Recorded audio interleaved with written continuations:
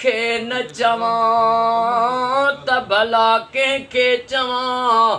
ओ मुंहिंजा रब करीम अम्मा जी जल खां वधीक प्यार करण वारा करीम रब। अॼो को साईं मोहम्मद सालेह नारे जे साहब जो ख़ैर, साईं सिकंदर अली अब्दुल कादिर नारे जो साईं जो ख़ैर पंहिंजी बारगाह में उहद जबल जेॾो लिखण क़बूल फरमा।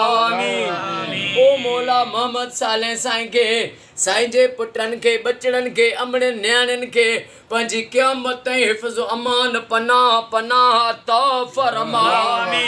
ओ रब हे घर ऐं घर वारा तुंहिंजे सुपुर्द आहिनि, तुंहिंजे साम आहिनि, हिननि जा क़यामत ताईं सॼण साम्हूं कजां ऐं हिननि जे दुश्मननि खे निस्तो नाबूद फरमा। साईं जे जेका ज़ालमन मोटरसाइकिल फुरी अम्मा बतूल जे चादर ततहीर जो वास्तो थी उहा जल्दी वापसि मिले, चोर पाण ई ख्वार थियनि, पाण ई वापसि ॾेई वञनि, इहा दुआ मुंहिंजी क़बूल फरमा। ओ मौला हे आशिक़ रसूल जो घर आहे, नबी जे आशिक़ जो घर आहे, हुसैन जे दीवाननि जो आशिक़नि जो घर आहे। ओ मौला हिननि जा क़यामत ताईं हर मोड़ ते बेड़ा पार कर, हर मुश्किलात खां पनाह पनाह ऐं निजात अता फरमा। महबूब मिठड़ा हरणीअ जा जीअं ज़ामिन पया, इहे मोहम्मद सालेह साईं जा बि ज़ामिन महबूब आहिनि।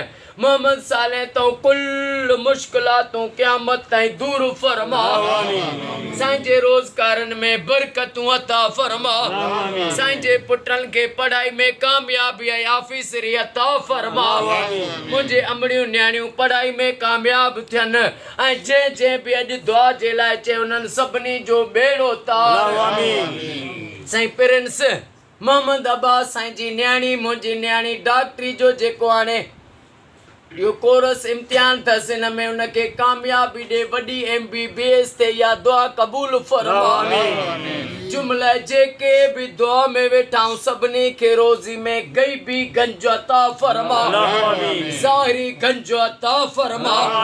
मोहम्मद सालेह जे सभिनी भाइरनि खे, भाइरनि जे बचड़नि खे हर मुश्किलात खां मुश्किल कुशा जो वास्तो थी पनाह पनाह ऐं निजात अता फरमा।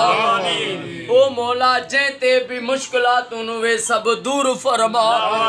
साईं असांजे जमात जे निगरान साईं अरबाब अली मेतलो साईं खे सेहत ऐं वॾी हयाती ऐं सलवात सां वॾो आला इश्क हिनखे नसीब फरमा। साईं गुलज़ार अली फुल पोटो साईं जा बच्चा घर आबाद फरमा।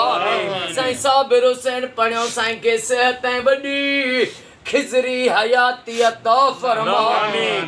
महबूब जी सारी उम्मत खे फिरके वारियत खां बचा। सॼे सिंध में, सॼे असांजे पाकिस्तान में, सऊदीअ में, ईरान में, इराक में, शाम में, जिथे बि मोमिन मुसलमान रहनि था, हर मोमिन जे घर घर में लख सलवातूं थियनि क़ुरान जे सदके। इहा मुंहिंजी दुआ ऐं तमन्ना, इहा दुआ क़बूल फरमा।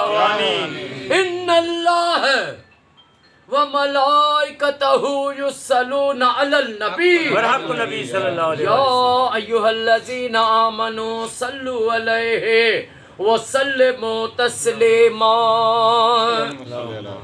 अल्लाहुम्मा सल्लि अला सय्यदना मुहम्मदिन नबिय्यिल उम्मी व अला आलिहि व सल्लिमू तस्लीमा। ला इलाहा इल्लल्लाह मुहम्मदुर रसूलुल्लाह। नारे